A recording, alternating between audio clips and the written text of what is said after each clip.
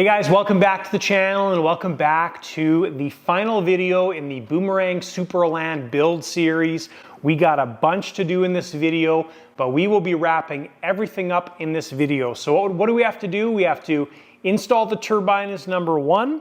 We have to install all of our equipment as number two in the front end here. We have to do our center of gravity checks on the aircraft. We need to do any final adjustments and stuff like that. And lastly, number five, we need to test run the engine and make sure all of our stuff is programmed and we're ready to go. That is going to be the entire video. So thanks guys for tuning in. Let's get back to the Boomerang Super ELAN. Okay, so we've moved the Super ELAN over to the workbench. It's a little bit easier to work on the workbench and better lighting than over there. So the workbench fits it perfectly. I was actually initially worried that it wouldn't fit with gear width, but it works perfect. So yeah, we're over here, we're ready to go. Next thing we're gonna do is install the turbine. Because our back section's all done and ready to go, that is our next thing to do. Now, we did in the last episode at the very end, we glued the tanks in with silicone. Those are nice and solid now, not going anywhere, so that's great. So the turbine installation on this aircraft is uber simple. In one of the previous videos, we did our little notches there for the fasteners on the turbine, and our turbine basically rests in there. Pretty easy to get it centered, and then we have our smoke nozzle to install. So let's pop the turbine in and take a look at how it fits. So in this case, we are mounting the smoke stick directly on the turbine. These particular ones come with the tabbies already mounted to the smoke stick and a nice compression fitting for 4mm Festo. These are my favorite ones for sure. So nice and simple, nothing really too complicated. We just loosen off the mounting straps, slip this in, tighten the mounting straps down, and we are good to go. So we won't worry about bending this yet. We'll bend that afterwards, but basically I just like to get it kind of just starting to get into the turbine thrust zone. All right, so we've got the turbine bolted in place. We just used 6 3 side big head wood screws, and that is nice and solid. Now I don't think I'm going to worry about running the lines at this point, just because they're going to get in the way up front. We've got good access through the side of the fuel tank there, so we'll just leave that be and move on to installing the equipment in the front section. So big time saver for me was getting all of the equipment kind of laid out previously. So I've got a good plan in place. We've got all of our valves and everything kind of sorted and dealt with, and everything kind of is figured out, which is a huge plus. So anyways, what I'm doing now is I'm going to start working with our battery connections and getting those sorted out. So the way this is going to work is our turbine battery is just going to power the turbine. The light battery is going to power the lighting system. It's also going to power the smoke pump. We're going to have one of the receiver batteries, which is going to power the gear system, and the other receiver battery is not going to power anything. So that's kind of the plan. So there's a little bit of stuff going on here with routing these power lines, but that is the first thing that we need to get sorted. All right guys, so we're doing a couple things here. We're getting the wiring harnesses all set up. Now, this is the SP06 optical switch that we were talking about, and that I thank David for introducing me to. So that is the first part of our harness for our lights and our smoke pump. And then what we have to do is put our connector that's going on here to connect to the lighting system, which is going to be this guy. And the best solution for this is, of course, our solder sticks. And that brings up a great opportunity to tell you guys about today's video sponsor, and that is solder stick. Been working with solder stick for a bit now, and I was very skeptical when I first tried these things out, but they are phenomenal. And you can see as I'm using it on this optical switch that it works great in so many different situations and tight situations, but ultimately it's a huge time saver is the big benefit to these things. They're waterproof, they're super quick to use. I just use a lighter to put them together and they work awesome.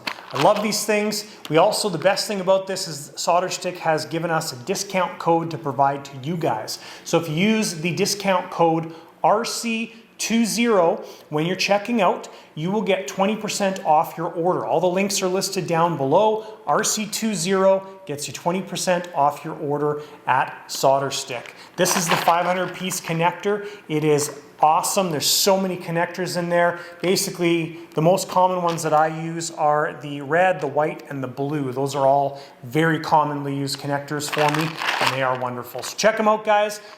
Definitely suggest you give them a try. The solder sticks, thumbs up from the lighter side of RC. All right, so we got our first setup here. This is the one that goes to the smoke pump and also powers the light. Now, I've never used one of these optical switches before, so we want to confirm that it actually works. So we've got power connected to our battery supply. The smoke pump is plugged into the pump right now, so that's powered up. And but there's no signal to the smoke pump. And then we've got our battery connector through the optical switch, but that is not plugged into anything. But we've taken the receiver plug, we've plugged it into the channel on the receiver. Our radio is on. Now we don't have the remote switch active, but this will be our remote on-off switch. So as I turn the switch on, you'll see the red light come on the optical switch, and there it is right there. We turn that off, and it is off. So we've confirmed that it works. Now we can bury it underneath the tray. Okay, so we've got our two other wiring harnesses done up here. So these are the ones for the receiver batteries. So we've got one straight receiver battery going to the central box, and then we've got another one which splits off to our optical switch, and that splits to a brake power and a gear power, of course controlled by the receiver setup. So this is going to be awesome. So happy to have these things versus mechanical switches. Those are very cool. So these two get mounted to the front board where the Cortex is, so right in this area. So we're going to get those run, we'll get the front board kind of placed in there, and then we will screw those guys down. All right, just quick progress update on how things are going here. So I've got the front board all mounted. We just mounted the central box. So we haven't plugged anything in yet. We're just kind of going through this systematically, and what I wanted to do was make sure all of our wires were run, and I was happy with where they were. And now I will probably put these UAT holders in next, and then we will start probably working on the wiring, I think. Get the wiring done, and we'll probably do the plumbing last. Okay, so I'm just working on the front battery trays there, and I was going to screw them in, but the holes all kind of line up with the holes in the woodwork there. So I'm going to glue the bases in, and so we've got the batteries and everything out of the aircraft. I've also switched all the ends on the batteries to XT60s, so the 5,000 milliamp 3-cell there we've switched, and the two receiver batteries we have switched as well too. So now all the batteries are all XT60s. So we're just going to use high sol 9462 to glue those trays in, and they basically go just like that. All right, so a bit of a boo-boo here. I like to share the fails and successes with you guys. So our SPO6 switches, I wired these backwards. The instructions are very difficult to follow. So ultimately the red and black wires are your source power. The yellows are your switched power. Now that I know that, it kind of makes it obvious because you've got the reverse and you've got the servo control on this side, which turns the thing on. So anyways, I had it reversed. And what we'll do is we are going to, this is actually a great little plug for solder stick again. We got these things tightly installed in here. We're just going to switch them around, and yellow is going to be our switched source, red's going to be our supplied source. All right, so we got everything switched around, and what this actually made me do was revert back to the way I was originally going to do this. So I put the brake controller back here, and I'm going to put the UATs up front. That actually works better because I can hide my fill valves easier on the sides. So if you watch underneath here, you'll see the red lights turn on. Maybe there's one right in between there. I don't know if it's going to show up, but anyways, the brake or the gear controller there, I'm flicking the switch now. It's turned on and off. So the way this is programmed is it's programmed on the switch that we use to remotely turn on the aircraft. So when we turn this aircraft on, the receiver starts up, and boom, the optical switches are now powered up, because we want them powered up while the switch is on. That's the whole intent of this. So that's the gear system and the lighting system. And then when we turn the plane off, both of those things are going to turn off. Okay, so now what we can do is we can start wiring and leads and fixing this mess. So Canopy has been installed. This is pretty straightforward. Obviously there's lots of different ways to do this. You could glue this canopy on. I didn't want to do that. I wanted to use screws to have access to the cockpit, because I think we're going to probably put a pilot in there. Maybe we'll get Joe to make one if he's willing. But just cut the dash panel out, put that on. Putting the canopy glass on is super easy. There's a little ridge that's marked out for you, so as long as you cut on that ridge, you'll be good. And that is what it looks like all installed. And I'll give you guys a shot of the inside at this point. So we have pretty much everything hooked up except the plumbing and the receiver / turbine stuff. So everything's being figured out as far as all the electronics go. So what we're going to move into now is the plumbing for the back tank. I want to get the turbine, at least the turbine stuff done. And we have to put our UATs in as well too still, but I want to make sure all my wiring is done before that. So I guess what I'll do next is start to figure out the receiver stuff. We'll kind of work on that, and then we'll move into the UATs.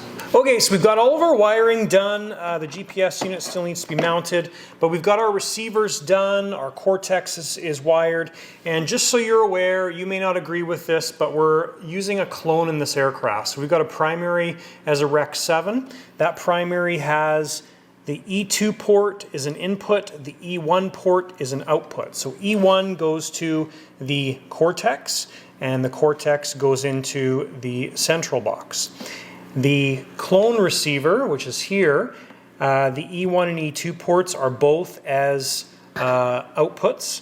So we've got one of those outputs going into the input on the primary receiver, and the other output goes into the central box right here in R2. So the theory behind this, we've used this on previous aircraft. If this primary receiver caves and the clone is plugged into the primary receiver, there's still a path going to the central box. If the Cortex and or the primary receiver caves, then you still have the clone going into the central box giving you a signal. So you've got lots of different backups in place. So what we're going to do now is we're going to mount our UATs, and then we are going to get our plumbing done, and we are almost ready to test run this aircraft. All right, so we are basically done. All of our wiring, plumbing, and all that stuff is complete. All of our safety wiring is done. And the only last thing, unless we have to make some changes, would be to shoe goop everything. So we haven't shoe gooped any of the connectors yet, but we want to test run everything and make sure we are happy with how everything is working. So we're ready to test run it. What I did for my fueling system here is we took out the plug from the Bull and used it in here. So that's our fueler for the actual fuel. And then our smoke line is right here, and it comes down to our smoke UAT, which is right there. So I think everything is going to work good with the way this is. So what we're going to do is we're going to take the plane now, and we are going to get it on the shop floor over there, and that'll allow us to put the wings on. And we can put the wings on here, but then walking around it gets a little bit hard because it's so big. And then we are going to do our CG checks, test run checks, fueling checks, weight checks, all that stuff. Okay, so we've got the fuel tank is almost full. It holds exactly 7 liters of fuel in the fuel tank, which is pretty crazy. And we've got about 3/4 of a full tank of smoke. So we're going to try the smoke out. We haven't done any CG stuff, no programming yet. It's just engine test run time. And we'll do that stuff and get it set up. So this engine has not been run yet. It hasn't been set up yet, so that's what we're doing. We've primed it all the way to the engine itself, and it's time to start this up and see what it looks like. And I gotta say, you know it's a big plane when it doesn't fit through your garage door to go outside without turning the thing sideways.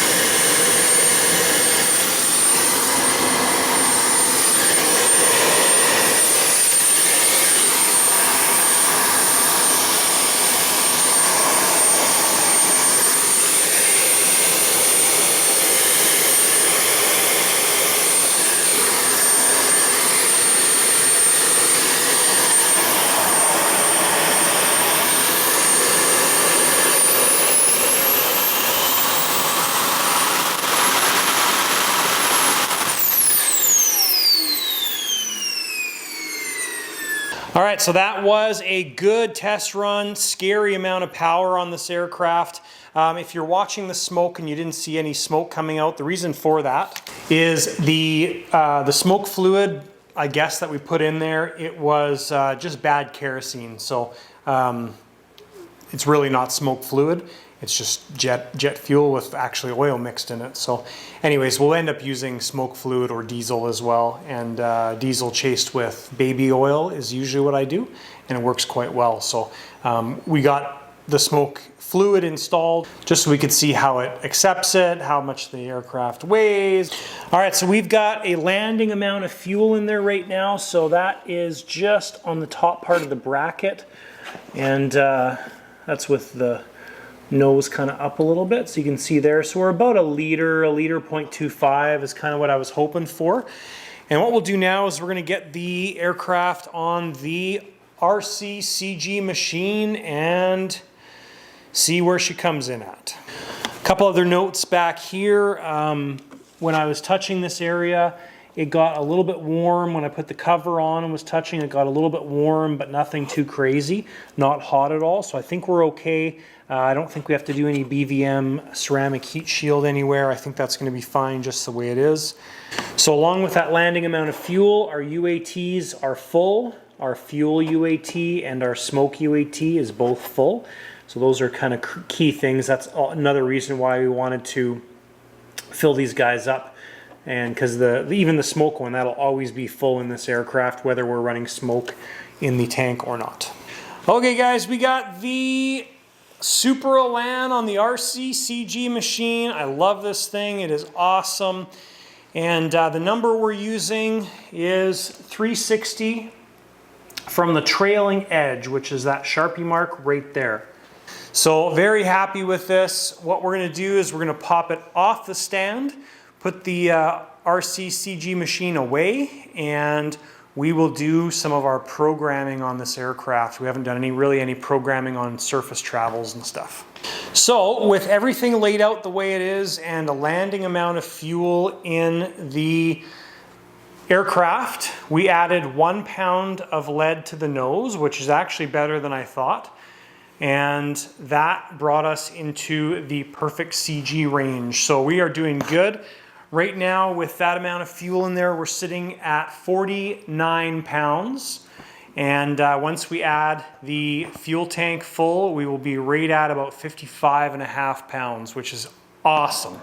All right, so we've got all of our travel and everything adjusted on the aircraft, and after we do that, we have to relearn the cortex to the new travel. So that's been done as well too, and we've confirmed that our gyro works. We've lifted the wing, the travel or the surface moves with the lift, same thing on the tail. Because the cortex integrates into the system, the nose wheel is also on the gyro system as well. So awesome. Now we can go through and we can goop all the connectors. What we're going to do though is we're going to pull all of the surfaces off. So the wings, the booms, all that type of stuff. Cool thing about this plane is the gear, of course, stays down or stays functioning or usable with everything off. So that's part of the reason why it fits in such a small space. So let's pull all the stuff off and see what she looks like without any flying surfaces. We've got to goop all the connectors. We've got to do our flight modes for our gyro, just a radio thing.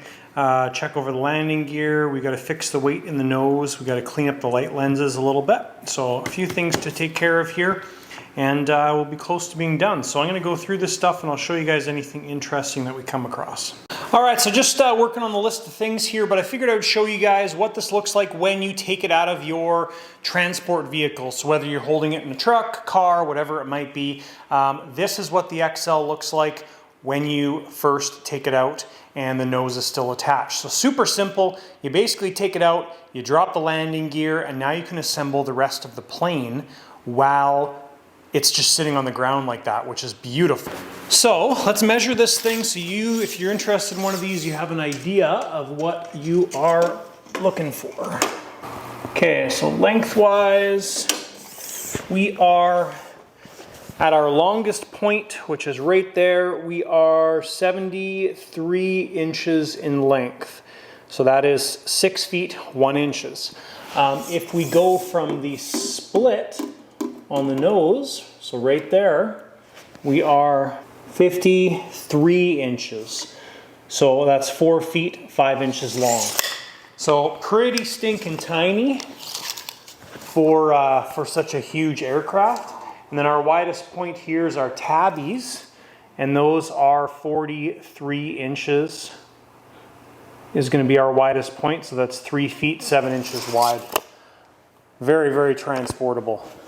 All right, so wing-wise, we are done here. I just cleaned up the light lenses using an X-Acto blade and polished up the wings. So nothing special. I just use this stuff here, spray it on. It's a polish wax, cleans it all up, makes it look nice and shiny. And we are good to put these wings away and get ready for the maiden flight. All right, so we got a couple things left to do on the list. We've got our goop to do on all of our connectors. We've got to fix the weight in the nose. We've done our sticker install, and I'll show you guys that. So I'll just put a couple of fun little stickers on there. The intake stickers, I've had those for a while. And of course, some of our sponsors that helped out with this aircraft. So thank you guys, especially Sky Candy Landing Lights. You guys put together an amazing light set. Jersey Modeler, always love our Jersey stuff. And KST Servos for supplying the entire servo package for the Super ELAN. So what I'm going to do now is go through all of our connectors on everything and put just a little drop of goop. Okay, we're not going crazy, just a little drop of goop is all you need to do. So all the connectors have been gooped. We've done all that. Also took the nose off to get the nose weight installed. Just so much easier to get in there. This is I know it's kind of ridiculous, but I do like that this nose is so easy to come off. A lot of times these fasteners are buried. So anyways, our weight program here. So the heaviest piece of steel that we added in there is on the left-hand side. That's 226 grams-ish. That's epoxied in place because it's probably never going to come out. The two on the right, they're about 100 grams each. So we've got about a pound of weight in the nose is what we needed to add. And so that is Velcroed, and then we also gooped it in place. So they are removable if needed, and then topped it up to get the right amount with the little tiny pieces of weights just on the side there. So those have been glued in place as well. So that is our layout. All right, so she is all polished up, and that is it. We got the nose installed again, and probably the last time I'll be taking that nose off, because we'll be transporting this either in the Nissan Armada SUV or in the airplane trailer. So our final list is complete, and this aircraft is ready to go. All right, guys, and that is everything for the videos in the build series of the Boomerang Super ELAN aircraft. Again, thank you to Boomerang for getting me this aircraft. It was a real pleasure to put it together and do this video series. Now I'm looking forward to flying this aircraft and owning it for a long time. I love these ELANs, whether you're a seasoned pilot or you're a newbie, they fly amazing. And this one, because it's so big, is going to be an absolute showstopper. It's going to be awesome, and it's going to be easy to fly as well too. Thank you to Jersey Modeler for always supplying fuel jugs and all that kind of stuff. Appreciate it. Best stuff out there. KST Servos, thank you for supplying the servos for this aircraft and helping us out with that. Really appreciate it, and have been impressed with the KST servos thus far. And of course, Sky Candy, thank you so much, Sal and the team at Sky Candy, for putting the light set together for this Boomerang Super ELAN. It is stellar. So thanks, guys, for watching the video series. If you have any questions or comments, list them down below. Like always, we got some cool projects coming up, so stay tuned. And thanks for watching the videos, and we'll see ya in the next video.